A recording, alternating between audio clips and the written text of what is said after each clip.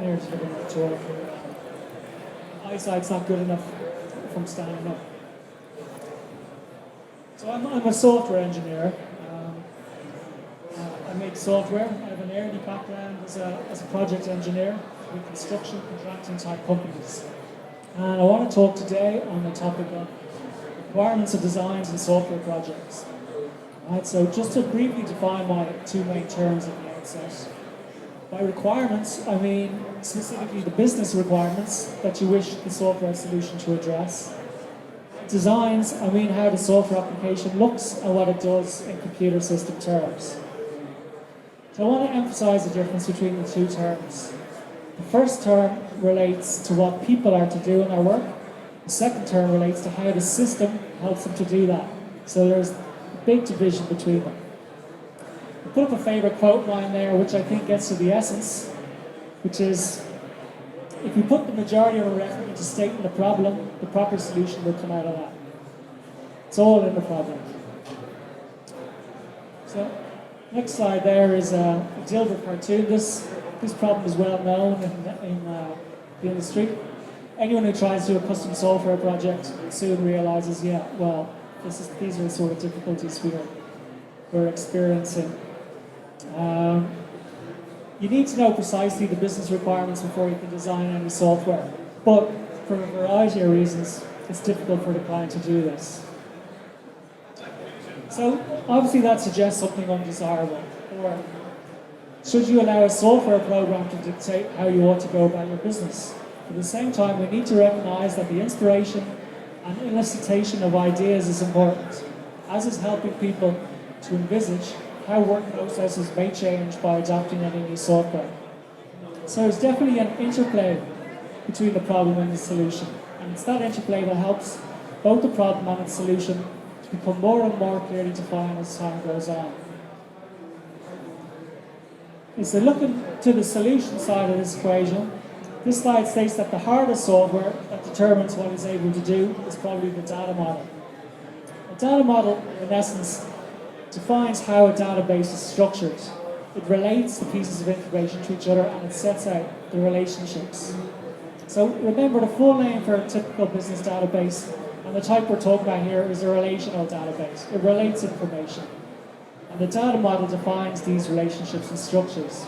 I've listed a number of different data models there. There's a lot of talk about BIM today. People also know about the Salesforce type data models. And then you have the big ERP type data models. They're all quite different in their essence. Now, why am I talking about data models? It's quite a detailed technical topic.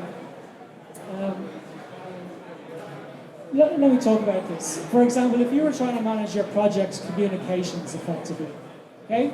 You're a construction company or you're in construction, you're trying to manage your project communications and you only have the typical off-the-shelf CRM type system. Okay, you might eventually develop a solution, but it would be limited because you're essentially building around the central concept of an account, which then has individual contact information, case information, and so on tacked onto it. You could stretch the concept, but you're not really going to get what you're looking for. So here's a big technical diagram. There's a lot in there. But I wanted just to give you a quick glimpse into a model that does actually have the concepts and structures needed to handle any requirement in construction project communication. I don't want to overwhelm the technical information. I just want to get across an idea. Just quickly spend 2 minutes to describe that diagram. You have each communication, which is termed a communication event, and it might be of a type, a phone call, a face-to-face meeting, an email, a mailed letter, or whatever. They all need to be captured. In addition to a type that has a purpose. For construction projects, you might use RFI, RFP, contract review meeting, general communication, or whatever you need for this. And these purposes might also be arranged hierarchically. On the bottom right of the screen there, you see we've entities named party. And it's named party to support the concept that a party could be a person, an organization, or indeed a computer system.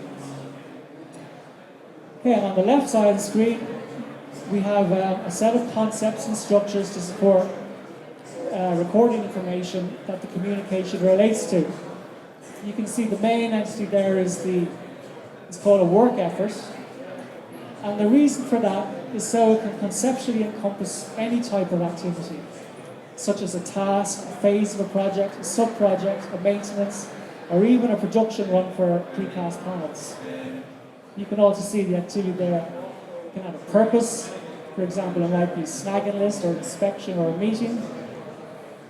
And you've got to relate it to everything else, such as the team assigned to it, the work requirement that gave rise to it, the plant and equipment, and so on. So you can see the structuring and relating of information is powerful, but what it enables you to do is to query that data. You can ask questions on it and you get insightful views of your data. The opposite is put in Excel. When you relate the data, it becomes much more powerful. So what goes wrong in a typical custom software project? You see a list there of typical slides, the typical points. The first four points there, they probably have the most impact. Lack of engagement, not knowing what is really wanted, expressing requirements in terms not conducive to design efforts, different stakeholders having different requirements. Stakeholders could be users, managers, IT personnel, the paying clients, and so on. And then also make the point here that this shows that listing requirements is a very involved social challenge. We're trying to get stakeholders to articulate knowledge they've picked up over years of experience and to capture their emerging ideas as the capability of the software become better understood, because it's a two-way process. As the software, they learn about the software, they understand it better, and that leads us back to the data model. So what we typically see as a result,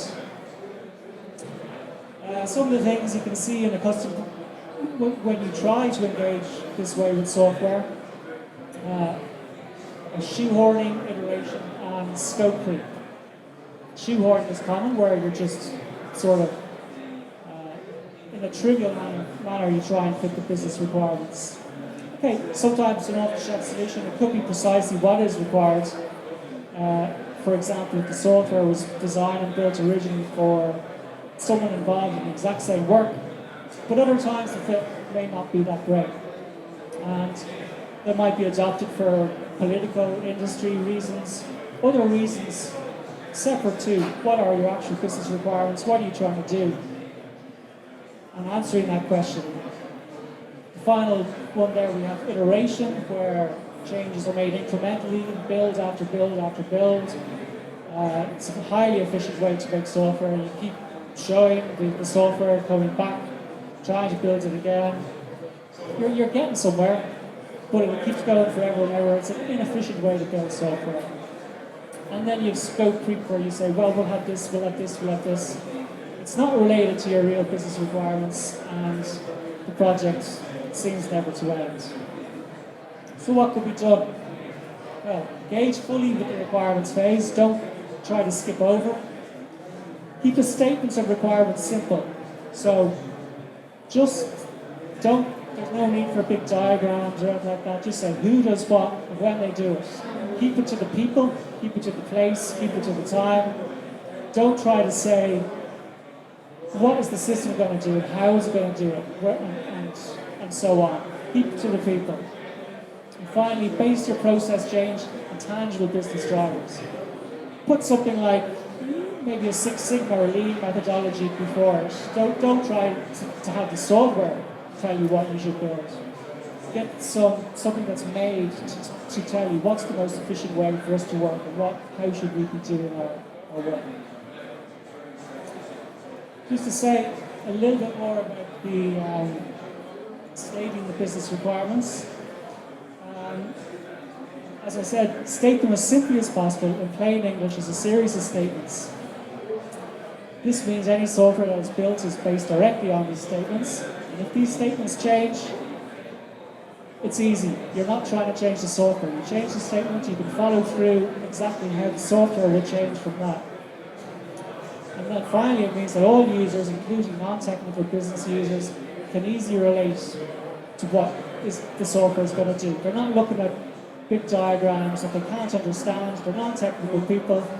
They're just business people. But if you write it in plain English, who does what when, everybody can understand it, and it engages everybody much better in the requirement phase. It's just to summarise there.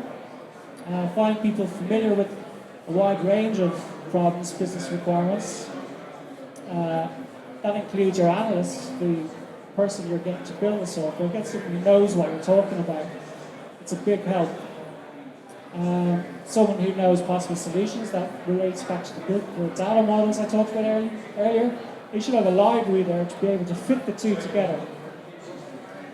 Ensure adequate sophistication of data models so that if you decide to change something or you want to integrate with a company or something else happens, that the data model can grow to integrate, to talk to other things, to encompass new business processes, and that it's all integrated. A proper engagement with the phase, come to a clear and comprehensive articulation, and don't try to design the software, which means essentially stick with what people do, what actions, when they do it, in preference to saying how they should interact with the computer system and how the computer system should respond. So that's it. Any questions?